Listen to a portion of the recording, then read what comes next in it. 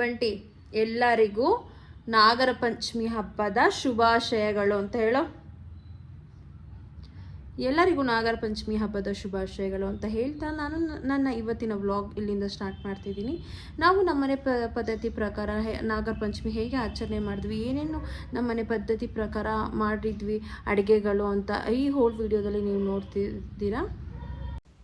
So ಇವತ್ತು ನೈವೇದ್ಯಕ್ಕೆಲ್ಲ ready ಮಾಡ್ಕೊಳ್ಳೋಣ ಅಂತ ನಾನು ಇಲ್ಲಿ ಅರಳನ್ನ ತೊಗೊಂಡು ಹುರಿತಿದ್ದೀನಿ.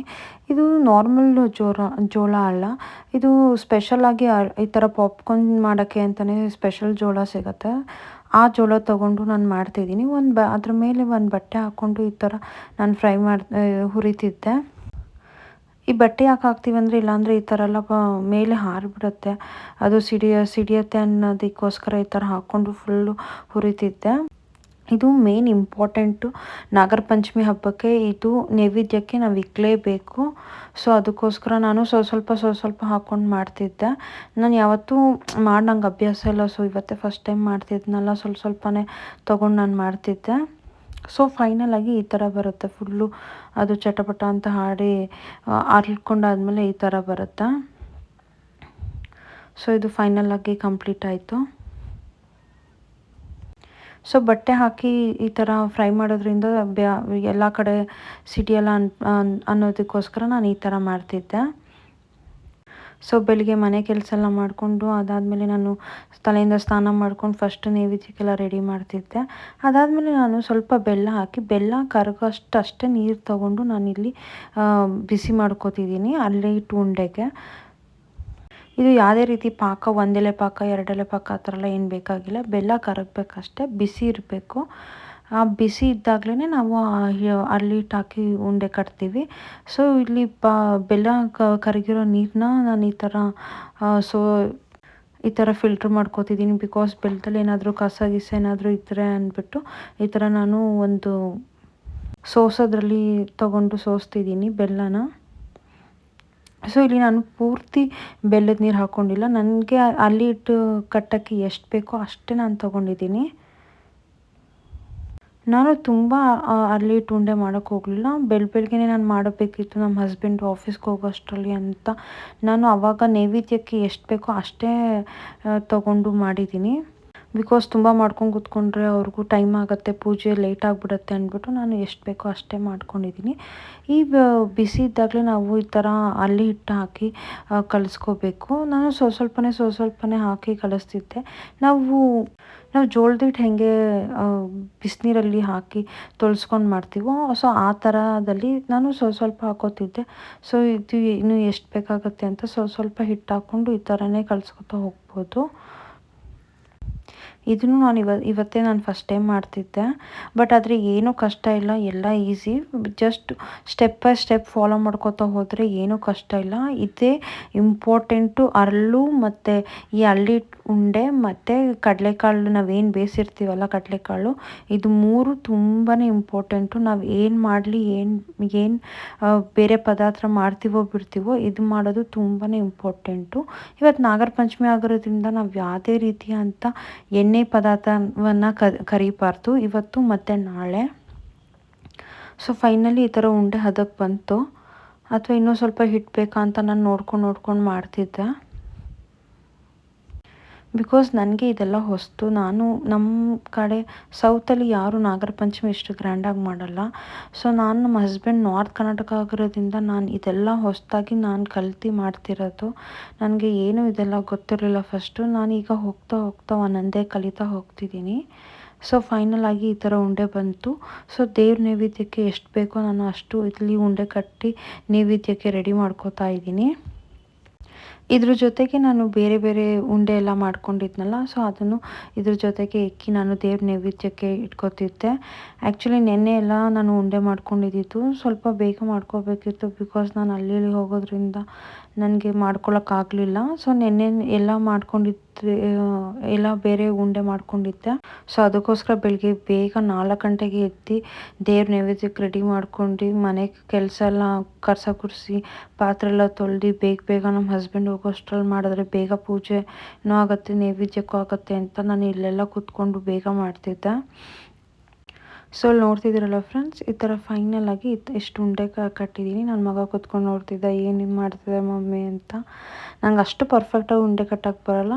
ಸೊ ನನಗೆ ಹೆಂಗೆ ಬರುತ್ತೋ ನಾನು ಅಷ್ಟು ಕಟ್ಟಿದ್ದೀನಿ. ಇಲ್ಲಿ ನನ್ನ ಮಗ ಅಡುಗೆ ಮನೆಗೆ ಬಂದು ಏನಾದರೂ ಕೊಡು ಅಂತ ನನ್ನ ಕಾಡ್ತಿದ್ದ.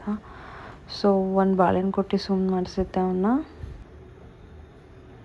ಬಂಟೆ ಏನು ಮಾಡ್ತಿದ್ಯಾ? ಮಮ್ಮಿಗೆ ತೊಂದರೆ ಕೊಡ್ತಿದ್ಯಾ? ಅಂತ್ಯಾ? ಮಮ್ಮಗೆ ಅಡುಗೆ ಮಾಡಕ್ಕೆ ಬಿಡಲ್ವಾ ಮಮ್ಮಿಗೆ?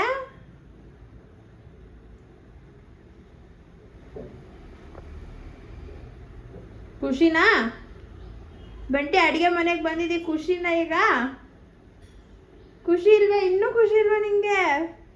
ಇನ್ನೊಂದು ಬಾಳೆಹಣ್ಣು ಕೊಟ್ಟರೆ ಖುಷಿ ಆಗತ್ತಾ? ಇನ್ನೊಂದು ಬಾಳೆಹಣ್ಣು ಕೊಟ್ಟರು ಖುಷಿ ಆಗಲ್ವಾ ಬಂಟಿ ನಿಂಗೆ? ಉಂಡೆ ಕೊಡ್ಲಾ? ಉಂಡೆ ಬೇಕಾ ನಿಂಗೆ? ಶೇಂಗಾ ಉಂಡೆ ಕೊಡ್ಲಾ? ಬೇಕಾ? ಸೊ ಅಲ್ಲಿ ನೋಡ್ತಿದ್ದೀರಲ್ಲ ನಾನು ನೈವೇದ್ಯಕ್ಕೆ ಏನೇನೆಲ್ಲ ಇಕ್ಕಿದ್ದೀನಿ ಅಂತ. ಸೊ ನಾನು ಹಣ್ಣು ಕಾಯಿ ಮಾಡಿದ್ದೆ, ಹಾಗೆ ಇನ್ನು ಮಿಕ್ಕಿದೆಲ್ಲ ಮಾಡಿದ್ದೆ. ಸೊ ನಾನು ಪೂಜೆ ಮಾಡೋದು ವಿಡಿಯೋ ಆನ್ ಆಗಿದೆ ಅಂದ್ಕೊಂಡಿದ್ದೆ, ಬಟ್ ವಿಡಿಯೋ ಆನ್ ಆಗಿರಲಿಲ್ಲ. ಸೊ ನಾನು ಈ ಥರ ಪೂಜೆ ಅಲಂಕಾರ ಎಲ್ಲ ಮಾಡಿದ್ದೀನಿ. ನಾನಿಲ್ಲಿ ನಾಗಪ್ಪನ ಮಣ್ಣಿಂದೇ ತರಿಸ್ಕೊಂಡು ಮಾಡಿದ್ದೀನಿ. ಮಣ್ಣಿಂದ ಮಾಡಿದ್ರೆ ತುಂಬ ಶ್ರೇಷ್ಠ ಅಂತ. ಶಿವ ಪಾರ್ವತಿ ಪಾಲ್, ಅಪ್ಪನ್ ಪಾಲ್, ಅಮ್ಮನ್ ಪಾಲ್, ತಾತನ್ ಪಾಲ್, ಅಜ್ಜಿ ಪಾಲ್, ತಾತನ್ ಪಾಲ್, ಅಮ್ಮಮ್ಮನ್ ಪಾಲ್. ಅಪ್ಪನ್ ಪಾಲ್, ಅಮ್ಮನ್ ಪಾಲ್, ಬಂಟು ಪಾಲ್, ನಿಶಾಂಕನ್ ಪಾಲ್, ಬಂಟು ಪಾಲ್ ಅಲ್ಲ, ನಿಶಾಂಕನ್ ಪಾಲ್, ಎಲ್ಲಾರ್ ಪಾಲ್, ಶರೂರ್ ಪಾಲ್, ಎಲ್ಲಾರ್ ಪಾಲ್, ಶರೂರ್ ಪಾಲ್.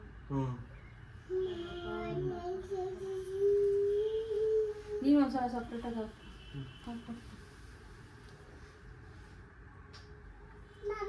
ಮಂಬ ಇಲ್ಲಿದೆ. ಮಂಬ ನೀವಿಬ್ರು ಹಾಕ್ಬೇಕು. ಅವ್ನ ಕೈ ಮುಟ್ಸು. ಮುಟ್ಟುಕೊಂಡು ಕುಡಿತು ಹೊಂದ್ಕೊಂಡು ಮುಟ್ತಾ ಸರಿ ಆಗತ್ತಾ?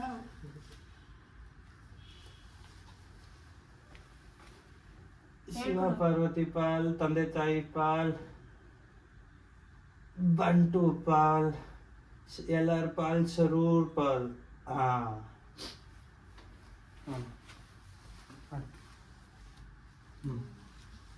ಮಂಗಳಾರತಿ ತಿಳಿ ಬಂಟು ಸಾಕು. ಮಂಗಳಾರತಿ ಮಾಡ್ತಾರೆ. ಮಂಗಳಾರತಿ ತಗೊಂಡು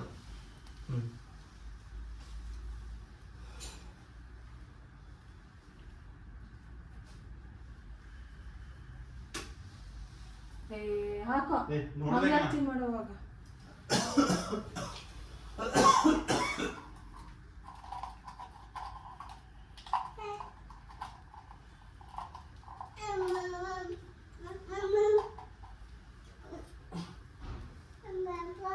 ಅದನ್ನ ಕೆಳಗೆ ನಿಂತ್ಕೊಂಡು ಮಾಡ್ಬೇಕಾನೆ. ಅಪ್ಪನ್ ಪಾಲ್, ಅಮ್ಮನ್ ಪಾಲ್ ಹೇಳು. ಅಪ್ಪನ್ ಪಾಲ್, ಅಮ್ಮನ್ ಪಾಲ್, ಬಂಟು ಪಾಲ್, ಅಜ್ಜಿ ಪಾಲ್, ತಾತನ್ ಪಾಲ್, ಅಮ್ಮಮ್ಮನ್ ಪಾಲ್, ತಾತನ್ ಪಾಲ್ ಎಲ್ಲ ಹೇಳ್ಬೇಕು ನೀನು. ಆಮೇಲೆ ಜರೂರ್ ಪಾಲ್ ಅನ್ಬೇಕು. ಏನು ಜರೂರ್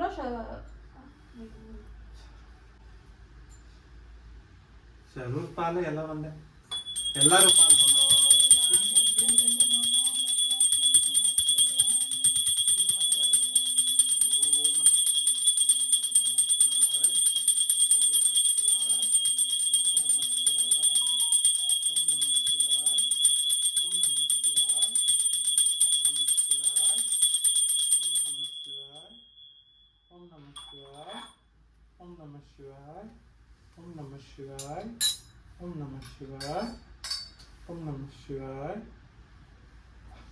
ಬಿದ್ದು ನಮಸ್ಕಾರ ಮಾಡೋಣ.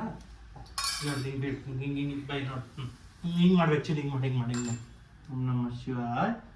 ಗುಡ್ ಬಾಯ್. ನೋಡೋ ಲೇ, ಬೇಗ ನೋಡೋ. ನೀನು ನೋಡ್ಲಿ ನಂಗೆ ಇದು ಅನ್ಕೊಂಡು ಅನ್ನೋರ್ಗು. ನಮಸ್ತೆ ಮಾಡ್ತೀನಿ. ಹಿಂಗೆ ಮಾಡ್ತೀನಿ. ಹಿಂಗೆ ಮಾಡಿ ನಮಸ್ತೆ. ಬಾ ಇಲ್ಲಿ ಬಾ ಚಿಲ್, ಬಾ.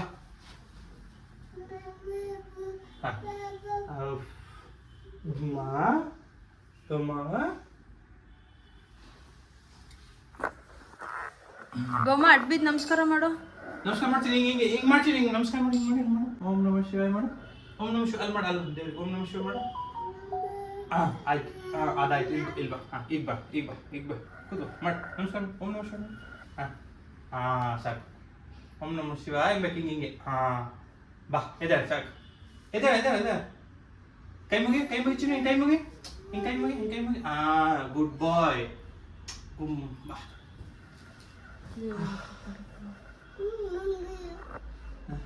ಸೊ ಇದು ನೈವೇದ್ಯಕ್ಕೆ ಇಕ್ಕಿದ್ದು ಅರಳು ಮತ್ತು ಅಲ್ಲಿಟ್ಟಿನ ಉಂಡೆ, ಎಳ್ಳುಂಡೆ, ಬೇಸನ್ ಲಾಡು ಮತ್ತು ಕಡಲೆಕಾಳು ಬೇಯಿಸ್ಕೊಂಡಿರೋ ಅಂಥದ್ದು.